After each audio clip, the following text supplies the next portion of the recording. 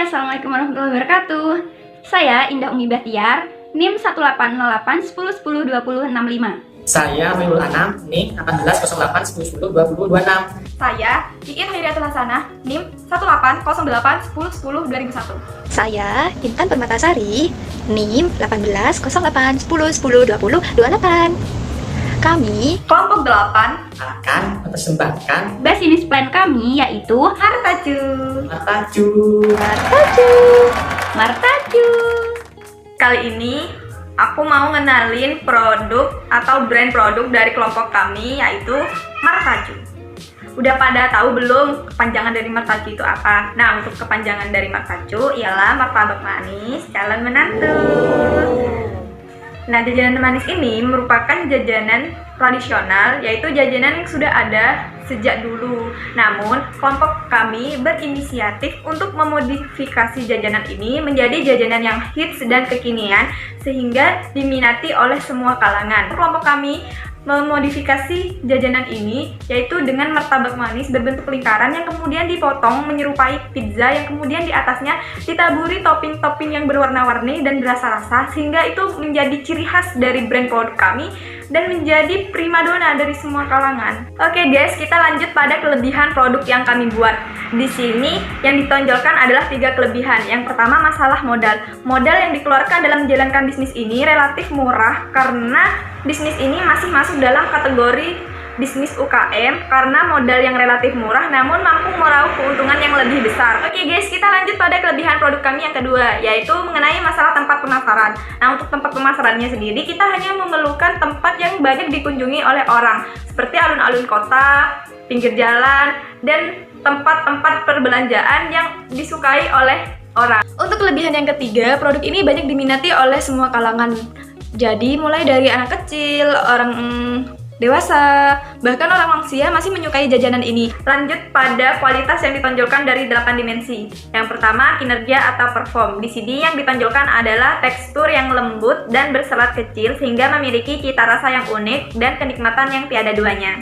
Yang kedua, estetika. Di sini yang ditonjolkan adalah bentuk dari martabak dengan bulat lingkaran sempurna yang di atasnya diberi topping berwarna-warni sehingga memiliki cita rasa yang beragam dan juga enak untuk dipandang. Mengenai kemudahan perawatan dan perbaikan. Di sini yang ditonjolkan adalah setiap pembelian yang memenuhi syarat dan ketentuan akan diberikan potongan harga. Dan yang keempat, mengenai fitur, martabak ini disajikan dengan beberapa topping pilihan yang beraneka rasa dan beraneka ragam sehingga konsumen ketagihan dan akan kembali lagi untuk menikmati martabak manis.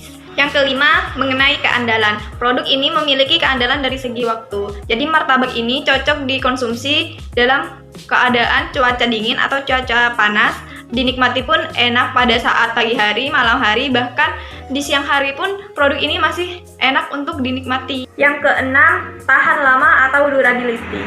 Martabak ini memiliki masa penyimpanan yang cukup awet. Tetapi apabila disimpan dalam ruangan terbuka, penyimpanannya hanya bisa 1 hari saja. Namun apabila martabak ini disimpan dalam suhu ruangan pendingin, maka akan bertahan selama 3 hari.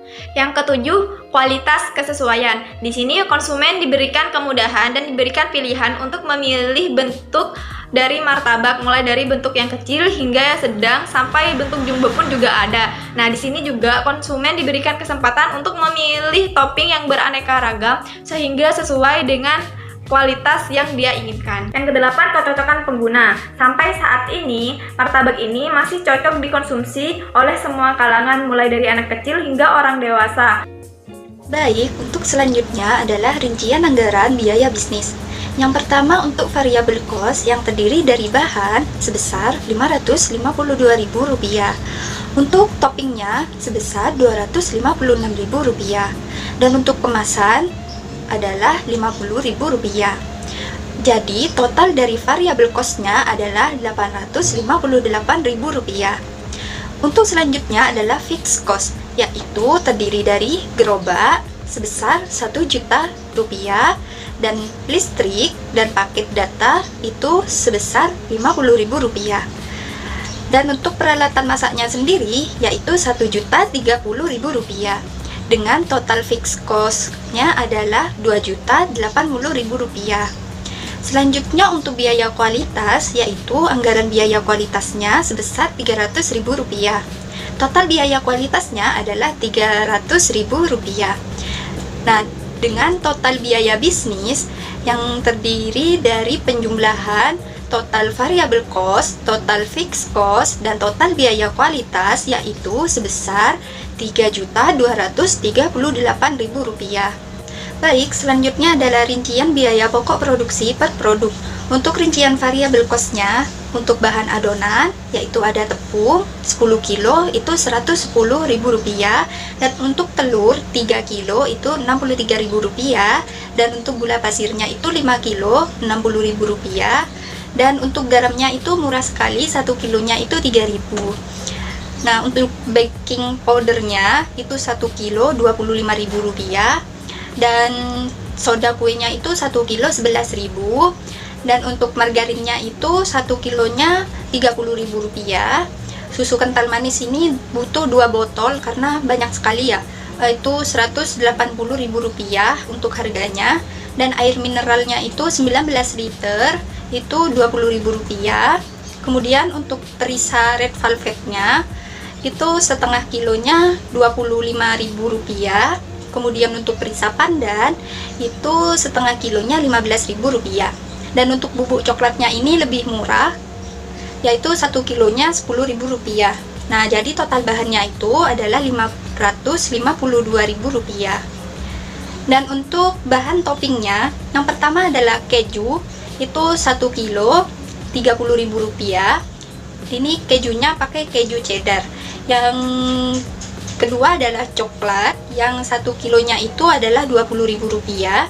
Kemudian mesis 1 kilonya Rp30.000. Tiramisu 1 kilonya Rp30.000 juga. Kemudian untuk taro 1 kilonya itu Rp35.000. Kemudian untuk wafernya 1 kilonya itu Rp20.000. Good time 1 kilonya itu Rp22. Dan untuk choco chipnya itu 1 kilonya Rp24.000. Kemudian untuk kacang medenya yaitu 1 kilonya Rp20.000. Untuk oreonya 1 kilonya Rp25.000. Dan untuk kemasannya yaitu 50 piece itu Rp50.000. Nah, total dari bahan topping ini adalah Rp306.000. Nah, total variable cost-nya sendiri itu penjumlahan dari bahan adonan dan bahan topping itu jadi Rp858.000. Nah, untuk variable cost 50 porsinya itu per porsinya itu adalah Rp17.160.000. Itu didapat dari 858 itu dibagi 50, hasilnya itu Rp17.160. Kemudian untuk biaya pokok produksi yaitu bahan baku dan bahan penolongnya itu sebesar Rp160.000. Kemudian tenaga kerjanya itu tidak ada, dan overhead langsung dan tidak langsungnya itu Rp3.267. Nah, kemudian total dari semuanya itu total dari biaya produksinya itu Rp20.427. Selanjutnya penentuan harga jual per produk. Untuk penentuan harga jual per produk, kami menggunakan metode markup, yakni metode penambahkan sejumlah harga pokok produksi. Harga pokok produksi kami per produk adalah Rp20.427 dan ditambah dengan sejumlah harga yang ingin kami jadikan tambah, yakni sebesar Rp9.573, sehingga harga jual produk kami per produk yakni Rp30.000. Selanjutnya rincian biaya kualitas. Di sini persentase anggaran sebesar Rp300.000 dan persentase penjualan sebesar Rp1.410.000. Yang pertama ada biaya kualitas, diikuti pemilihan bahan baku dan total biaya pencegahan sebesar Rp50.000. Persentase anggaran sebesar 16,7% dan persentase penjualan sebesar 3,5%. Di sini 16,7% dapat dari mana? Yaitu Rp50.000 dibagi Rp300.000 dikali 100%, hasilnya 16,7%. Begitupun persentase penjualan. Yang kedua biaya penilaian. yang meliputi penerimaan produk dan total biaya penelitian sebesar Rp70.000, presentase anggaran sebesar 23,3%, dan presentase penjualan sebesar 5,0%. Dan yang ketiga yaitu biaya kegagalan internal, meliputi sisa bahan baku dan total biaya kegagalan internal sebesar Rp60.000, dan presentase anggaran sebesar 20,0%, presentase penjualan sebesar 4,3%. Yang keempat ada biaya kegagalan eksternal, meliputi keluhan pelanggan sebesar Rp120.000, presentase anggaran sebesar 40,0%, dan presentase penjualan sebesar 8,5%.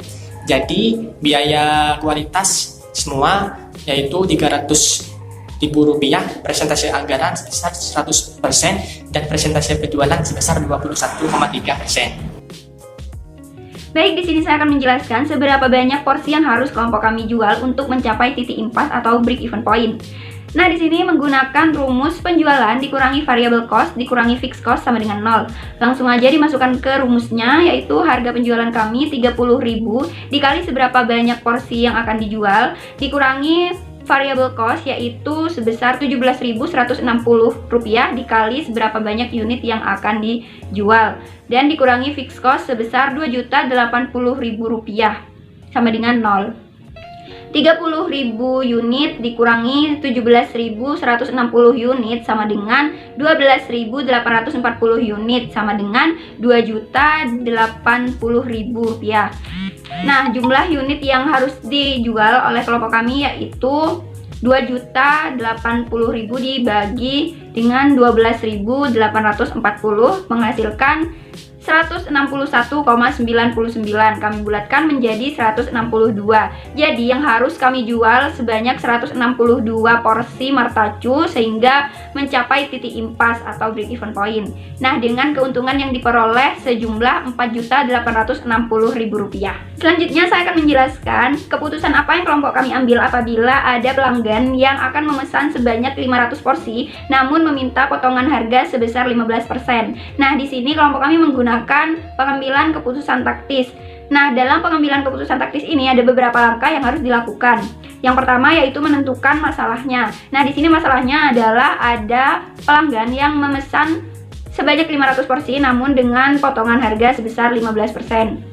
Lanjut langkah kedua yaitu menentukan alternatif. Kelompok kami menentukan dua alternatif, yaitu yang pertama menerima pesanan tersebut dan yang kedua menolak pesanan tersebut. Lanjut langkah ketiga yaitu menentukan biaya dan manfaat yang berkaitan dengan setiap alternatif yang telah ditentukan.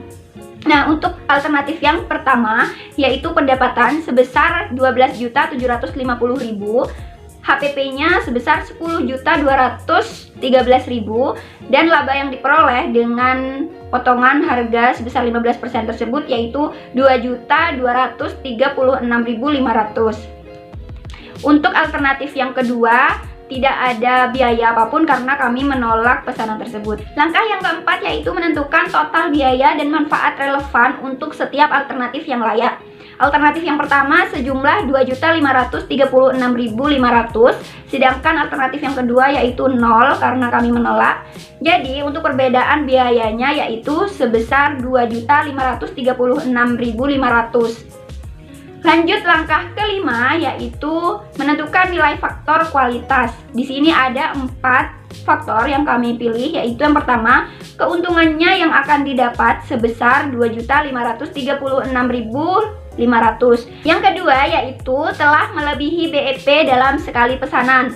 Yang ketiga yaitu mencari pelanggan baru. Yang keempat memperkenalkan produk martacu. Langkah yang terakhir yaitu langkah keenam, menentukan keputusan. Nah, keputusan yang kami ambil dari kedua alternatif tadi yaitu memilih untuk menerima pesanan tersebut dengan jumlah pesanan 500 porsi dengan potongan harga sebesar 15%. Nah, mengapa kami menerima walaupun adanya potongan harga tersebut? Karena dengan potongan harga tersebut kelompok kami tetap mendapatkan laba yang lumayan banyak karena pemesan tersebut memesan dengan porsi yang cukup banyak pula, yaitu 500 porsi. Jadi, dalam satu pesanan tersebut, kelompok kami sudah melebihi batas BE. Sekian dari kelompok 8 penjelasan tentang bisnis plan, yaitu martacu atau martabak manis calon menantu. Semoga video ini bermanfaat untuk kalian, dan jangan lupa like video ini karena satu like dari kalian mempengaruhi nilai dari kelompok kami. Terima kasih. Assalamualaikum warahmatullahi wabarakatuh.